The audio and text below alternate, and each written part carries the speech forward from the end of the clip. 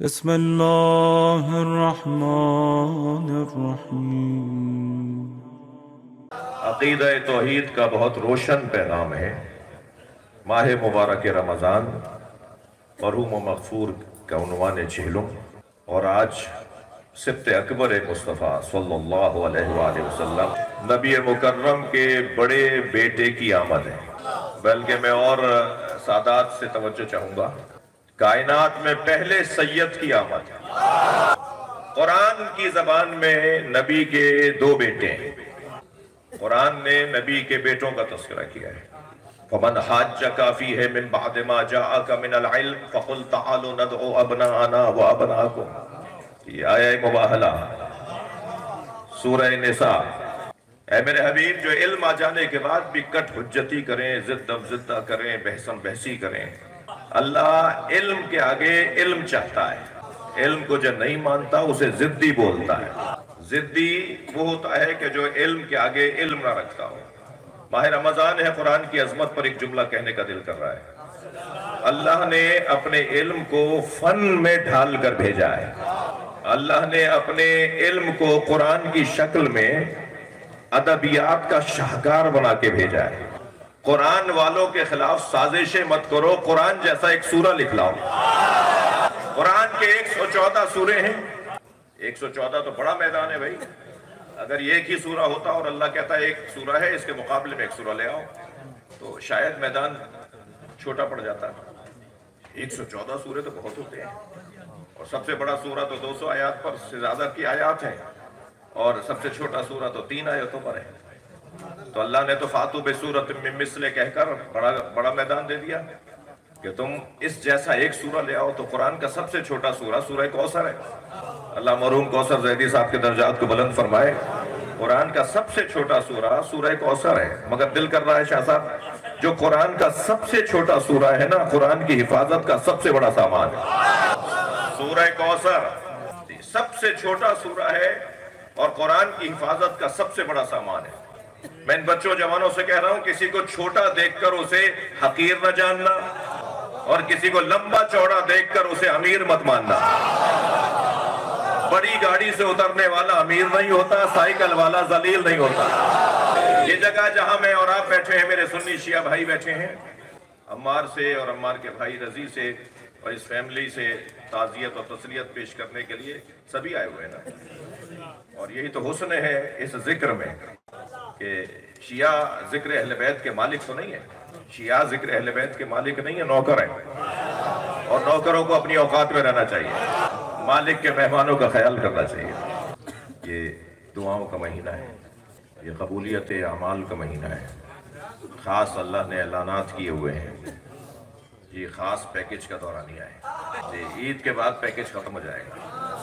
جو کچھ کمانا ہے، کھانا ہے، جو کچھ کرنا ہے، وہ انہی دنوں میں کرنا ہے۔ تو اس مہینے میں بہت کچھ ہمیں پروردگار عالم کا احسان ہے۔ ایک آیت پڑھنے کا ثواب قرآن پڑھنے کے برابر۔ ایک کھجور کسی کو صدقہ دینا ایک پہاڑ صدقہ دینے کے برابر۔ روزہ رکھ کے سو جاؤ تو سانس لینا عبادت۔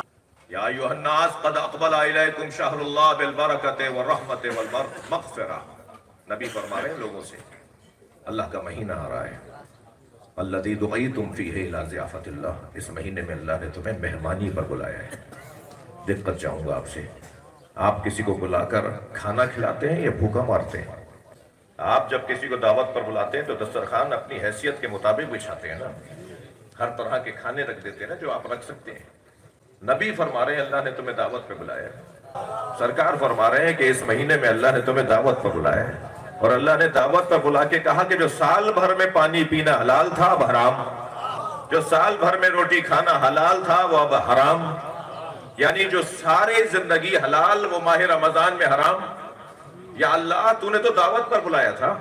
تو ہاں، نبی صحیح تو فرما رہے ہیں، اللہ نے دعوت پر بلایا تھا تاکہ تمہیں اپنے آپ سے قریب کرے۔ وہ کھاتا ہے، وہ کھلاتا ہے، کھاتا نہیں ہے، وہ پلاتا ہے، پیتا نہیں ہے۔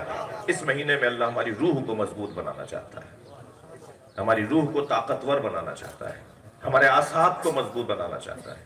کتنے ہی ہم میں سے لوگ ہوں گے جو یہ سوچتے ہوں گے کہ یہ کام میں کر نہیں سکتا، یہ کام مجھ سے ہوتا نہیں ہے، مولانا کام بڑا اچھا ہے مگر مجھ سے ہوتا نہیں ہے۔ یہ جو نہیں ہوتا ہے نا، یہ ارادے کی کمزوری ہے۔ اس مہینے میں سب سے بڑی رزق کی دولت جو ہمیں اللہ دیتا ہے وہ ارادوں کی مضبوطی ہے۔ تم کر سکتے ہو صبح سے لے کر شام تک پانی نہیں پیو، کر سکتے ہو۔ صبح سے لے کر رات تک تم کھانا نہ کھاؤ، کر سکتے ہو۔ تم یہ کام کر سکتے ہو۔ کیوں اپنے آپ کو تم نے سمجھایا ہوا ہے کہ میں یہ کام نہیں کر سکتا؟ تم بہت کچھ کر سکتے ہو۔ اعصاب کی مضبوطی اس مہینے کی نعمتوں میں سے ایک نعمت ہے۔ میرے عزیزوں، جنگیں تلواروں کے تیز دھار ہونے سے نہیں جیتی جاتی، جنگیں بازوؤں کی مضبوطی سے نہیں لڑی جاتی، جنگیں اعصاب کی مضبوطی سے لڑی جاتی ہیں۔ جس کے اعصاب مضبوط نہیں ہوتے وہ تلوار کسی کو مارنے کے بجائے اپنے آپ کو مار لے گا، لیکن اعصاب مضبوط ہوں تو جب مولا علی سے پوچھا جاتا ہے مولا جنگ میں جب آپ کا دشمن آپ کے سامنے آتا ہے تو آپ کو کیسا لگتا ہے؟ تو فرمان لگے مجھے اس پہ رحم آتا ہے، وہ مجھے دیکھ کے گھبراتا ہے۔ کیفیت جو ہے وہ اس مہینے کی نعمتوں میں سے ایک نعمت ہے۔ بات میں حاشیے میں زیادہ نہ رہوں، اتنا عرض کر رہا تھا آپ سے کہ اللہ نے تو پہلے ہی اعلان کر دیا تھا نا کہ ایک سورہ لے آؤ، 114 سوروں میں سے 1400 سال سے قرآن ایک مرتبہ سینہ چوڑا کر کر کے سینہ ٹھوک ٹھوک کے کہہ رہا ہے کہ ایک سورہ اس جیسا لے آؤ۔ مجھے اللہ صاحب توفیق ہوئی پورا 10 دن مجلس پڑھنے کی نہج البلاغہ کی عظمت پر، پورا عشرہ نہج البلاغہ کی عظمت پر تھا۔ تو جب میں اس عشرے کی تیاری کر رہا تھا، نوٹس تیار کر رہا تھا، تو ایک ہندو عربی ادیب کا مقالہ پڑھا۔ وہ عربی ادب کا ادیب ایک ہندو پروفیسر، گنگوی علی گڑھ یونیورسٹی میں کلاس لینے والا ایک پروفیسر، وہ مقالے میں لکھتا ہے کہ میں ایک دن اپنی شاگردوں سے بات کر رہا تھا، کلاس لے رہا تھا، تو ایک شاگرد کو میں نے اپنی کلاس میں قرآن کی کچھ مثالیں دیں کہ دیکھو یہ کتنا ادبیات کا شاہکار جملہ ہے، عربی ادب یہاں جھک جاتا ہے آیت کو پڑھ کر۔ تو اس نے کہا استاد آپ ہندو ہیں، قرآن کی مثالیں دے رہے ہیں؟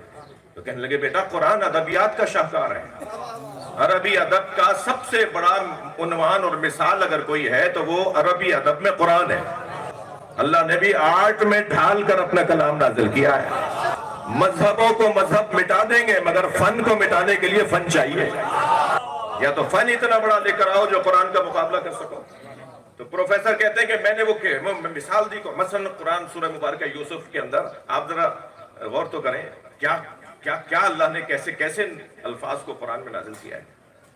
ہمت بہی و ہما بہا، سورہ یوسف کی آیت۔ زلیخا نے یوسف علیہ السلام کا ارادہ کیا، ہمت بہی، اور قرآن کی آیت کہہ رہی ہے وہ ہما بہا، اور یوسف نے زلیخا کا ارادہ کیا۔ اب یہ ایک تو عربی ادب میں ہمت بہی و ہما بہا کتنا ردھم والا جملہ ہے، ہمت بہی و ہما بہا۔ زلیخا نے یوسف کا ارادہ کیا اور یوسف نے زلیخا کا ارادہ کیا۔ تو اب آیت تو یہ کہہ رہی ہے مگر ارادہ تو اندر سے پتہ چلے گا نا ارادہ کیا ہے۔ زلیخا نے برے کام کا ارادہ کیا اور یوسف نے اسے نجات دینے کا ارادہ کیا۔ اب یہ عربی ادب میں اس انداز سے اللہ قرآن کو نازل کرتا ہے۔ تو پروفیسر گنگوی کہتے ہیں کہ جب میں نے مثال دی قرآن کی تو میرے ایک شاگرد نے کہا استاد آپ ہندو ہیں اور اسلام اور مسلمانوں کی کتاب قرآن سے آپ حوالے دے رہے ہیں، تو قرآن نے تو 1400 سال پہلے اعلان کیا ہے کہ اگر تم سچے ہو تو قرآن کے 110 سوروں میں سے کسی ایک سورے کا جواب لکھ لاؤ۔ تو ہم سارے دنیا کے غیر مسلم ادیب بیٹھ کیوں نہیں جاتے اور قرآن کا جواب کیوں نہیں لکھ دیتے؟ تو پروفیسر گنگوی اس میں لکھتے ہیں کہ میں نے اس بیٹے سے کہا، شاگرد سے کہا بیٹا آئندہ سوچنا بھی نہیں، قرآن کا ایک چھوٹا بھائی ہے جسے نہج البلاغہ کہتے ہیں، دنیا اس کا جواب نہیں لا سکتی تو قرآن کا کیا جواب ہے؟ اب قرآن مجید کے اندر پروردگار عالم نے جو اس مہینے میں خاص طور پر یہ نعمت ہمیں عطا کی ہے، اس کلام میں اس نے اپنے 2 حتمی فیصلوں کا اعلان کیا ہے، اور اس کے 2 حتمی فیصلے کیا ہیں؟ وَقَضَى رَبُّكَ، ججز بھی تشریف فرما ہے، قانون دان بھی تشریف فرما ہے، قضاوت قضا کا لفظ استعمال کیا اللہ نے۔ وَقَضَى رَبُّكَ أَلَّا تَعْبُدُوا إِلَّا إِيَّاهُ، تمہارے رب کا یہ حتمی فیصلہ ہے کہ اس کے علاوہ کسی اور کی عبادت نہ کرنا۔ بہت ساری چیزیں میں تمہاری معاف کر دوں گا مگر شرک معاف نہیں ہوگا۔ توجہ ہے برداشت کی؟ اور یہ جو شرک ہے نا یہ بہت ہی باریک چیوٹی کی چال چلتا ہے، پتہ نہیں چلتا کہ کب ہمارے برابر سے گزر جائے۔ اس لیے کہ اگر اس بیماری سے اور اس وبا سے بچنا ہے تو سب سے زیادہ اس بیماری سے بچانے والے وہ ہیں جنہوں نے اللہ کی توحید سمجھائی ہے۔ سب سے زیادہ عقیدہ توحید سمجھانے والا مولا علی کی ذات، پسندیدہ قبضے کا مضمون تھا مولا علی کا۔ پرانی اصطلاح میں کہتے تھے نا کہ آپ کے قبضے کا مضمون کیا ہے. مولا علی کے قبضے کا مضمون عقیدہ توحید. جوتی میں ٹانکا لگا رہے ہیں, پھٹ گئی تھی جوتیاں. برابر سے دو صحابی یہ کہتے ہوئے گزرے کہ خطاب کرنا کتنا مشکل ہے, اور اگر کوئی خطاب کرے اور ایسا خطاب جس پورے خطاب میں نقطہ ہی نہ ہو. ایسے ایسے الفاظ لے کر آئے خطیب کہ جس لفظ کے اندر کوئی نقطہ ہی نہ ہو اور روانی کے ساتھ بولتا رہے. مولا مسکرائے, فرمایا علی کے لیے آسان ہے. اچھا یہ کہہ کر مولا نے یہ فرمایا کہ کل آ جانا, میں خطاب تیار کرتا ہوں, پھر تمہیں ایسا خطاب سناؤں گا جس کے اندر کوئی نقطہ ہی نہ آئے. فرمایا سنو میں تمہیں بتاتا ہوں. اور وہیں کھڑے کھڑے فی البدیع میں مولا علی نے خطبہ ارشاد فرمایا, جو خطبہ حضرت کا غیر نقط خطبہ, پورے کلام میں نقطے والا لفظ ہی نہیں ہے. اور اس خطبے کا عنوان ہے عقیدہ توحید. ایسے ہی ایک دن اپنی ابا کو رفو کر رہے تھے, ابا پھٹ گئی تھی. ایک دفعہ تو اپنی ابا لے گئے تھے مولا درزی کے پاس. اس نے کہا مولا اس میں تو جگہ ہی نہیں رہی کہ میں کہاں پہ بند لگاؤں. تو حضرت نے فرمایا یا اللہ گواہ رہی ہو, اس نے مجھے چھوڑا ہے, میں نے نہیں چھوڑا ہے. اس ابا نے مجھے چھوڑ دیا جس کے اندر اتنے پیبند لگ گئے ہیں. تو حضرت اپنی ابا کو رفو کر رہے تھے کہ ایسے ہی دو صحابی برابر سے گزرے اور یہ کہتے ہوئے گزرے کہ خطاب کرنا مشکل ہے, اور اگر کوئی خطاب کرے ایسا خطاب جس میں الف کا حرف نہ آئے, بغیر الف والا خطاب. حضرت مسکرائے, فرمایا یہ علی کے لیے آسان ہے. اور وہیں بیٹھے بیٹھے مولا علی نے بغیر الف کے الفاظ پر مشتمل خطبہ ارشاد فرمایا, اور اس کا عنوان بھی عقیدہ توحید ہے. یعنی الفاظ بھی مشکل اور موضوع بھی مشکل. یہ میرے اور آپ کے لیے مشکل ہے, علی کے لیے مشکل نہیں ہے. علی کے لیے کوئی مشکل بات نہیں. اللہ کا پہلا حتمی فیصلہ, اس کے علاوہ کسی اور کی عبادت نہ کرو. سجدہ صرف اللہ کو ہے, عبادت صرف اللہ کی ہے. یہ پہلا حتمی فیصلہ ہے. دوسرا حتمی فیصلہ وَبِالْوَالِدَيْنِ إِحْسَانًا, اور والدین کے ساتھ حسن سلوک رکھو. یہ بھی اللہ کا فیصلہ ہے. اچھا برتاؤ رکھو, اور اچھا برتاؤ رکھنے کے حوالے سے میں ہی تمہاری رہنمائی کروں گا کہ تمہیں کیسے والدین کے ساتھ اچھا برتاؤ رکھنا ہے. لہذا وہ طریقے بھی بتا رہا ہے. اما یبلغن عندک الکبر احدہما او کلاہما, اگر ان میں سے ایک یا دونوں تمہاری زندگیوں میں بوڑھے ہو جائیں, فلا تقل لہما اف, خبردار انہیں اف بھی مت کہنا. میرے مولا فرماتے ہیں اگر اف سے چھوٹا لفظ ہوتا تو اللہ اسے استعمال کرتا. دو حرفوں سے کم مل کر لفظ نہیں بنتا, یعنی لفظ کم سے کم دو حرفی ہوتا ہے. اف الف حرف اف. وَلَا تَقُلْ لَهُمَا اُفٍّ, خبردار ان سے اف بھی مت کہنا. وَلَا تَنْهَرْهُمَا, خبردار جھڑک کر بات مت کرنا, اونچی آواز میں نہیں بولنا. خبردار وَقُلْ لَهُمَا قَوْلًا كَرِيمًا, اور جب ان کے سامنے جاؤ بات کرو ان سے تو الفاظ ڈھونڈ کر بات کرو. میں ایک جگہ ایک جملہ کہہ چکا ہوں, اگر کسی کو تکرار لگے تو معاف کریں. اللہ نے گورنر سے بات کرنے کا سلیقہ نہیں بتایا, اللہ نے وزیر اعظم سے بات کرنے کا طریقہ نہیں بتایا, اللہ نے افسروں سے بات کرنے کا طریقہ نہیں بتایا, اللہ نے والدین سے بات کرنے کا طریقہ بتایا. خبردار خبردار ولا تنہرہما, ان سے جھڑک کر بات مت کرنا, اور بات کرنا تو قل لہما قولا کریما, الفاظ لے کر آؤ. بابا جانی کو پسند کرتے ہیں, آقا جانی کو پسند کرتے ہیں, قبلہ گاہی کو پسند کرتے ہیں. وہ کون سے الفاظ کو پسند کرتے ہیں؟ وہ کون سے لفظوں کو اچھا جانتے ہیں؟ کون سا لفظ بولو گے تو ان کا چہرہ کھل جائے گا. ان سے بات کرو. اور بات صرف والد کی نہیں ہو رہی ہے, دونوں کی ہو رہی ہے. لہما ہما, دونوں کی بات ہو رہی ہے. خبردار الفاظ کا انتخاب اچھا ہو. اور وَخْفِضْ لَهُمَا جَنَاحَ الذُّلِّ مِنَ الرَّحْمَةِ, جب ان کے سامنے جانے لگو تو اپنے شانوں کو ایسے جھکاؤ جیسے کوئی نوکر مالک کے سامنے کھڑا ہے. جی یہ قرآن ہے یہ, اور حتمی فیصلہ ہے. ان کے سامنے اپنے شانوں کو ایسے جھکاؤ. مجھے اس مجمع سے ایک سوال یہ ہے کہ کبھی کوئی یہ کر کے دکھائے کہ والدین کے سامنے اپنے شانے جھکائے اور اس کا سر نہ جھکے. مجھے نہیں پتا کہ کیا منظر بنے گا, مجھے نہیں پتا کہ کوئی شانے جھکائے اور سر نہ جھکائے. خود بخود سر جھکے گا بھائی۔ اب سوال میرا یہ ہے کہ اللہ اپنی عبادت کے ساتھ کہہ رہا ہے کہ اپنے والدین کے سامنے سر جھکاؤ۔ توجہ چاہوں آپ حضرات سے،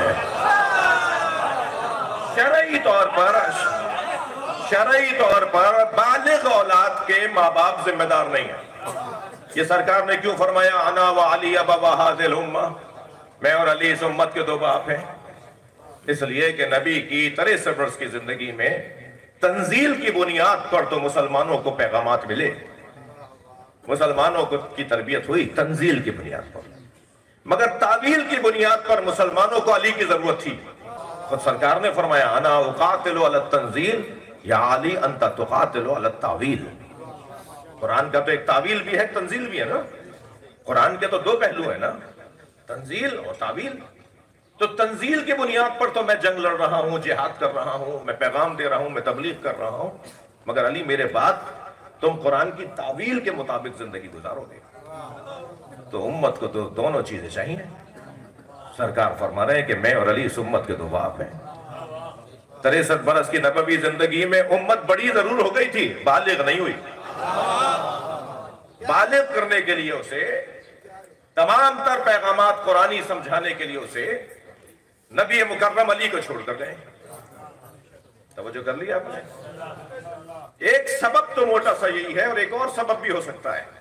ایام خرسندی ہیں، شادمانی کی ایام ہیں، آج بھی امام حسن مجتبیٰ کی آمد کا دن ہے، شادیاں ہوتی ہیں، نکاح کی تقریب ہوتی ہیں، حضرت مولانا، حضرت علامہ قبلہ مفتی صاحب نکاح پڑھانے کے لیے جاتے ہیں، تو وہ نکاح سے پہلے لڑکی سے ضرور پوچھتے ہیں کہ تم راضی ہو؟ جی، لڑکی کی ولایت، لڑکی کی اجازت سے پہلے، لڑکی کی اجازت کے بغیر نکاح نہیں ہوتا۔ اور جب نکاح پڑھنے لگتے ہیں تو فرماتے ہیں کہ اس کا ولی کون ہے؟ تو اگر اس کا ولی یعنی اس کا باپ ریسیپشن پہ ہو، استقبالیہ پر ہو، تو کہا جاتا ہے کہ وہ تو وہاں مصروف ہے، تو وہ کہتے ہیں انہیں بلائیے، انہیں کچھ دیر صحیح نکاح کے سیغوں کے موقع پر، نکاح کے خطبے کے موقع پر وہ میرے ساتھ بیٹھے، اور نکاح پڑھانے سے پہلے ان سے پوچھتے ہیں کہ آپ کی اجازت ہے آپ کی بیٹی کا نکاح پڑھا دوں؟ فرض کریں اگر والد مصروف ہوں یا وہاں نہ ہو تو کوئی آواز دے کر کہے کہ مولانا دیر ہو جائے گی، وہ کہیں مصروف ہیں، وہ باہر کھڑے ہوئے ہیں، لوگ ان سے مل رہے ہیں، آپ برابر والی قنات کے پیچھے لڑکی کی والدہ بیٹھی ہیں، ان سے پوچھ لیجئے۔ تو عالم دین کہے گا کہ نہیں، ماں کے پیروں کے نیچے جنت ہے مگر ولایت باپ کو حاصل۔ ماں کا مقام بہت بلند ہے، وہ اتنی بلند مقام رکھنے والی ذات ہے کہ اس کے پیروں کے نیچے جنت ہے، مگر نکاح کے لیے، شادی کے لیے اجازت تو باپ ہی دے گا۔ محتاط علماء اس وقت تک نکاح نہیں پڑھاتے، اور اگر انہیں شک اور گمان بھی ہونے لگے کہ باپ راضی نہیں ہے تو وہ کچھ نہ کسی عنوان سے رخصت لے کے چلے جاتے ہیں، ہم یہ نکاح نہیں پڑھائیں گے جس میں ولی یا غازی نہیں ہے۔ سنی شیعہ کا مسئلہ ہے بھائی، کوئی ایسا نہیں ہے کہ شیعوں کا ایسا ہے اور سنی سب کے ایسا ہے، بلکہ ہمارے سنی بھائیوں کے تو اور زیادہ شدید ہے یہ مسئلہ کہ بغیر ولایت کے، بغیر ولی کی اجازت کے، بغیر ولی کی اجازت کے نکاح نہیں ہوگا۔ کہیں کوئی یہ کہہ دے کہ مولانا چھوڑیے آپ ماں سے اجازت لے لیجئے، تو سرکار نے یہی تو فرمایا میں اور علی اس امت کے دو باپ ہیں۔ اگر کسی میدان میں کوئی ماں اس باپ کے مقابلے میں آ جائے تو یہ مت دیکھنا کہ ماں کیا کہہ رہی ہے، یہ دیکھنا کہ امت کا باپ کیا کہہ رہا ہے۔